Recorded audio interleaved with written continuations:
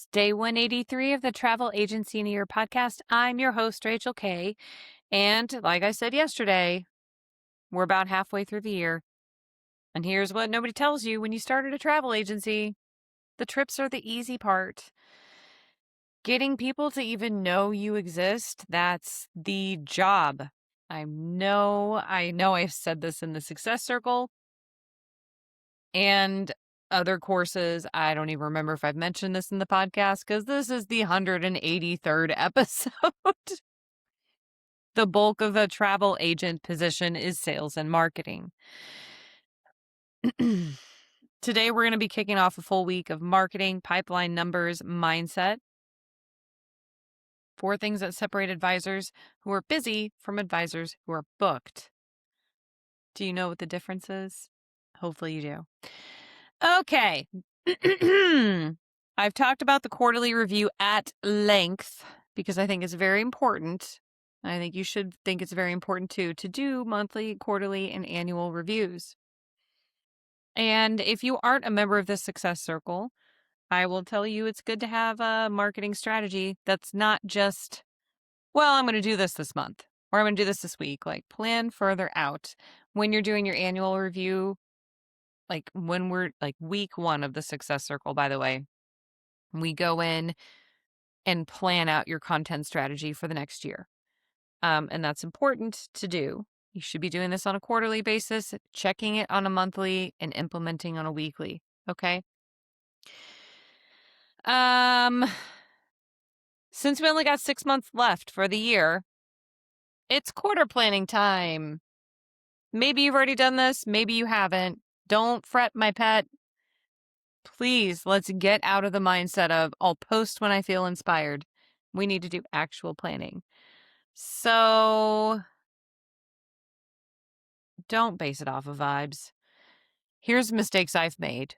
I have treated marketing like a mood way back in the day. And then in recent years, I had a very difficult personal event that really disrupted my life.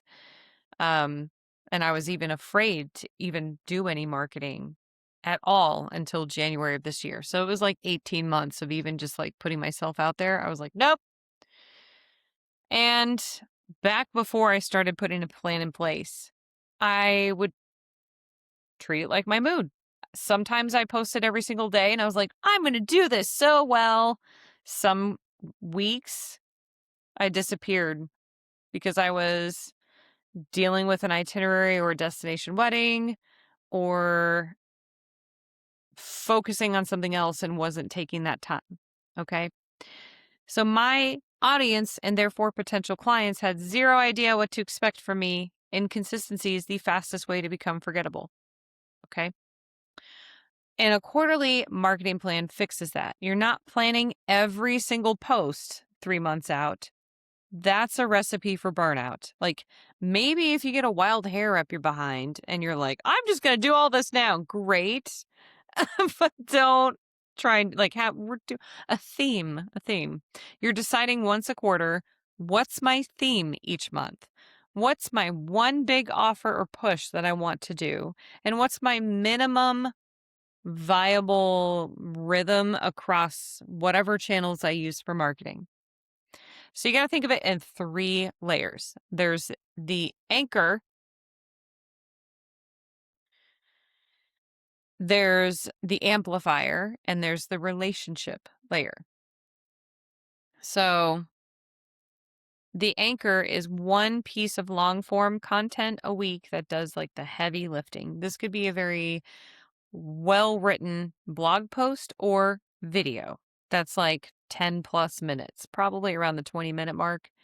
The amplifiers is the short form videos and little clips of the post. Like, take a little bit, like if it's a long form video, cut it up into shorts or reels or whatever and post that, right? If it's a big blog post, take sections of that and kind of reword it a little bit, repurpose that anchor on other platforms. And then there's the relationship layer, which is the newsletter and direct outreach, which nurture all the people that are already warm. If they're on your email list, they're already like somewhat interested in booking something with you. And if they are in your direct outreach, they're also pretty warm, you know? So let's talk about that relationship layer, starting with the newsletters, which is your most underrated asset. And I know everyone's like, I hate writing newsletters. A lot of agents tell me that. I know, I get it. And I want you to understand social media is rented land. It is not yours. The algorithm decides who sees you. They can shut down your platform. In fact, I have students who are like totally banned from all Meta forever, like can't get back in and have given up. So, like private Facebook groups, yes, they're great. And also, if you don't have an email and you're banned forever, you just lost those thousands of people. The app gets shut down, you've lost all of your followers on any social media. Okay. But your email list, you own that because they have given you that email list. If Instagram disappears tomorrow, your newsletter subscribers are still yours. Your followers on Instagram are gone. And a lot of advisors like don't really focus on the newsletter or avoid it altogether because they think, well, I don't have any news. You don't need news. You need a rhythm and a reason. So here is a simple monthly newsletter structure that works for pretty much any niche or travel, like in travel, right? And this is like the structure for all marketing content you're going to create. It's so easy. There's the hook. When you're doing a newsletter, a quick personal note, something that's like, where have you been lately? What are you planning right now? What's a win that a client had? Just 2 or 3 sentences. That's it. The value, one genuinely useful thing, like a packing tip for like a destination you're promoting, low key, a destination that's having a moment because you're promoting it, a book by this date to get whatever heads up, like all the suppliers do to us. By the way, pay attention to what the suppliers are doing to you. You can do it to your clients. Okay. And then a softer CTA.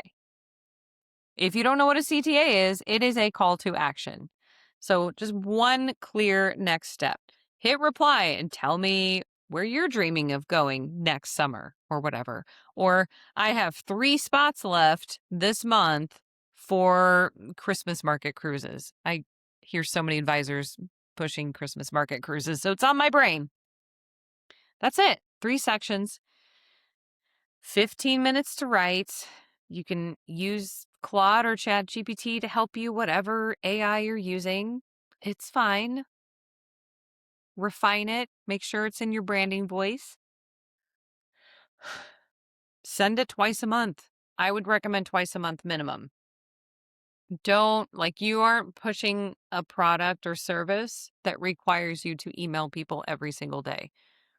Most people aren't, but you see the emails. I see the emails in my inbox. I'm just like, delete, delete, delete, delete, delete, right?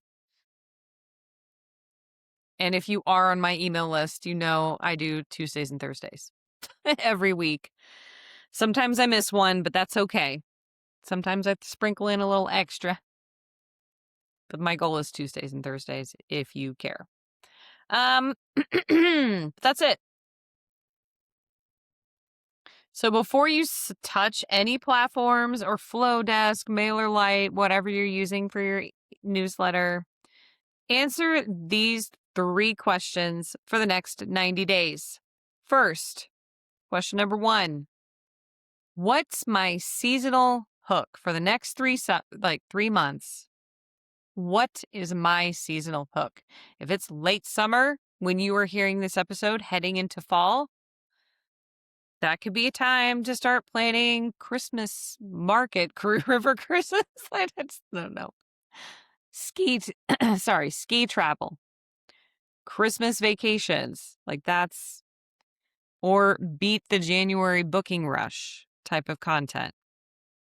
Your calendar should follow your booking calendar and your niche and how your ideal client avatar moves through their process of deciding to book a trip, not just the travel calendar. The second, maybe I should back up.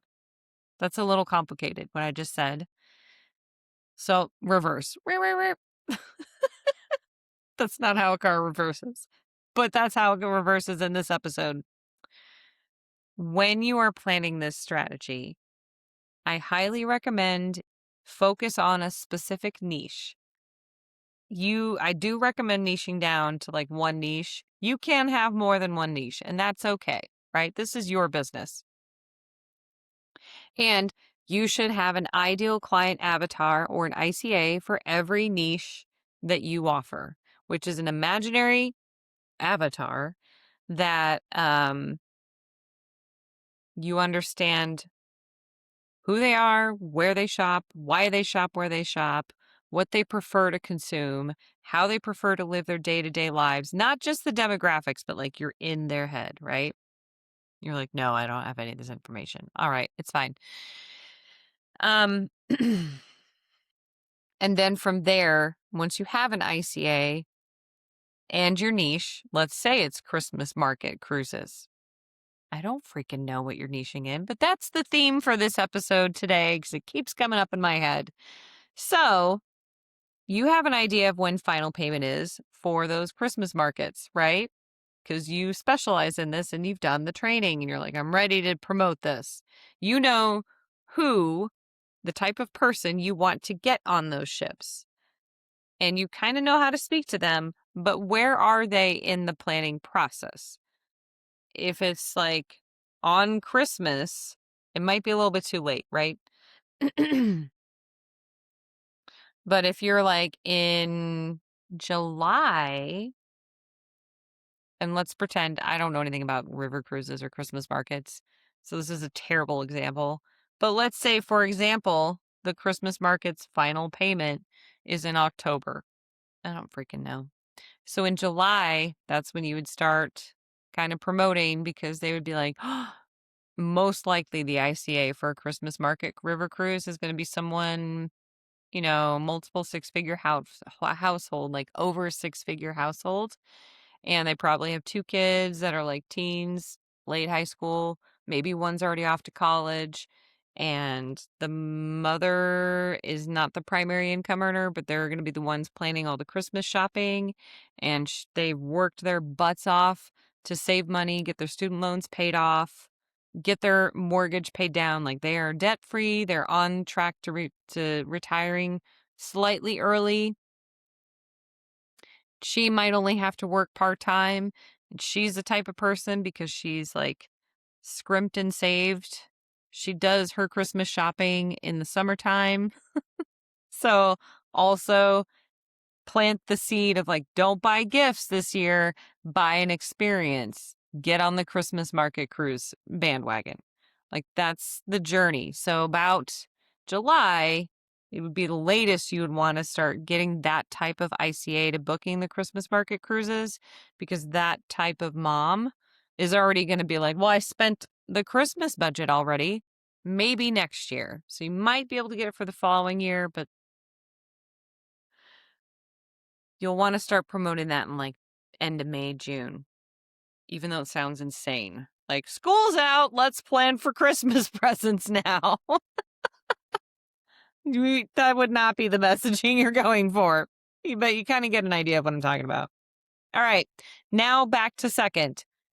What is your biggest offer that you want to offer this quarter? Maybe you've got some group space held and you're trying to fill it. Maybe you want to promote a referral incentive to see if you can increase your number of clients 20%. Or maybe if you're listening to this in July, it's time to start booking your 2027 vacations.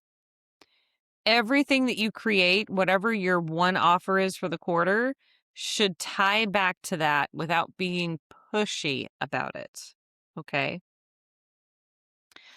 Thirdly, What's realistic? If you can only commit to one newsletter and 3 social posts a week, plan for that. A smaller plan that you can actually execute beats something that's super ambitious that you abandon by week 2. And I know there's a lot of advice. You got to post 3 times a day if you want people to see your content. I hear people saying that I got to post, I got to post, I got to post. And also, that puts a lot of advisors that I work with kind of in a freeze state. Like, it's just too much. So why bother even trying? You don't have to post 3 times a day. You don't have to send an newsletter twice a week, even, right? Just do what you can manage. Okay. All right. Tomorrow, we're going to talk a little bit more about content. Hopefully, I can help you understand how to use the short form and long form vidya without wanting to throw your phone into the ocean or lake or whatever, the pool in your backyard. I don't know what kind of body of water is closest to you, because I promise you it does get easier. Oof. My first short form video took 3.5 hours. I'm so embarrassed by that. But it did. But if you take one thing from today, the action that you could do today, just block off 30 minutes this week, open a blank doc, write down your seasonal hook, your quarter's offer, and your realistic posting rhythm. Put it on a sticky note and put it on your monitor. And that's your base plan.